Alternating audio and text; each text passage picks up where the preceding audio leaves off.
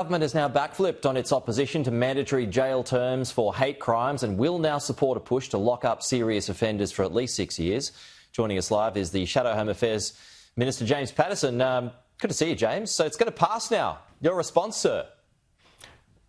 Good morning, Pete. Well, the government has been dragged kicking and screaming to doing the right thing to protect Australians, but once again, it is Peter Dutton and the coalition who has led, and it's Anthony Albanese and the Labor Party who has followed, because they just don't have instinct for national security, and I'm not sure they're strong enough to make the tough decisions in the national interest. And frankly, Australians will soon have to choose between Peter Dutton and Anthony Albanese, and why would you choose a pale imitation of Peter Dutton when you could have the real thing? I mean, this is a question for them, but why do you think they folded? Well, I think it must be sheer political panic. It's not because they sincerely believe in mandatory minimum sentences. They voted against them in the Senate on Tuesday. The Prime Minister and senior ministers have been rubbishing it for weeks since we called for it. But I think it's been clear for some time that a strong deterrent was necessary, that we needed to send a strong signal, because this anti-Semitism crisis has been allowed to get completely out of control on the Prime Minister's watch. And so maybe they've seen the error of their ways, but I think more likely they're fearful of the political consequences of standing in the way. So as we've seen, particularly when it comes to youth crime in the States, it is up to a judge to implement, though, right? Any doubts that they would?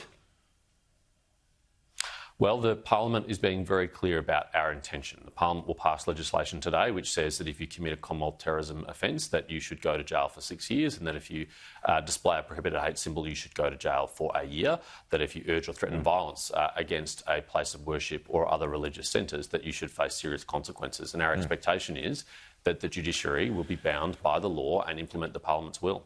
So the onus is still on the judge, though, to enact it?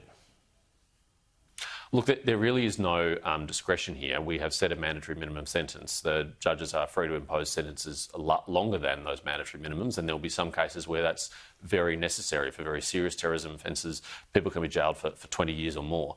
But we don't think anyone should get away with anything less than 6 years for a terrorism offence, or less than 1 year for waving the flag of a listed terrorist organisation, effectively glorifying and praising terrorism in our country. Just elsewhere today, James, Super's going to be up as well. The government is having some difficulty getting that one across too, particularly when it comes to taxing unrealised gains for those accounts that are upwards of $3 million. Do you see it getting there? This is a budget scam. Jim Chalmers has no prospect of passing this legislation through the Parliament. The opposition and the crossbench in the Senate have made it very clear that we do not support taxing unrealised gains, that this is a broken promise from the Labor Party at the last election, and yet he's keeping it on the books. He's banking the revenue, even though there is no law that has any prospect of passing this Parliament to allow him to do so. I think Jim Chalmers should be honest with the Australian people, accept that there's no pathway for this legislation, accept what the Senate has clearly told him, and withdraw it from consideration. Right, before we move on, what's your biggest problem with it? I think the taxation of unrealised gains is an extraordinary and unprecedented thing to do. Yeah. It shouldn't be permitted. I'm also concerned by the lack of indexation. I mean, this proposes this cap with no indexation at all. So over time, more people will be capped. And actually, it's younger people who will be most worse off by this change, because over time, many more of them, due to the out-of-control inflation on this government's watch, will be paying higher taxes on this superannuation. All right, let's get to Donald Trump. And the White House has this morning, James, doubled down on his plan to essentially rebuild Gaza and force Palestinians out of their home territory. Do you support that?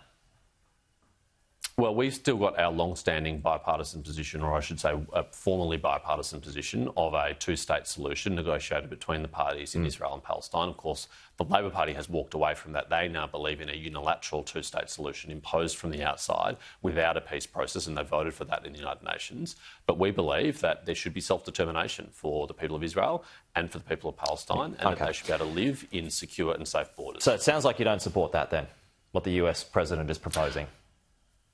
Well, we don't have enough information about what the President is proposing. It's in its embryonic stages. We would have to understand more about it, but it hasn't changed our long-standing view. Do you think it would be a breach of international law? Is it a breach of international law?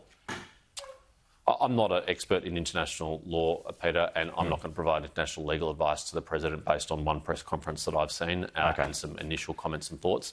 I think we do have to recognise the status quo has failed. It's failed for Israelis, it's failed for Palestinians, and Hamas's continued role in Gaza is an enormous obstacle. to a two-state solution and peace in the region.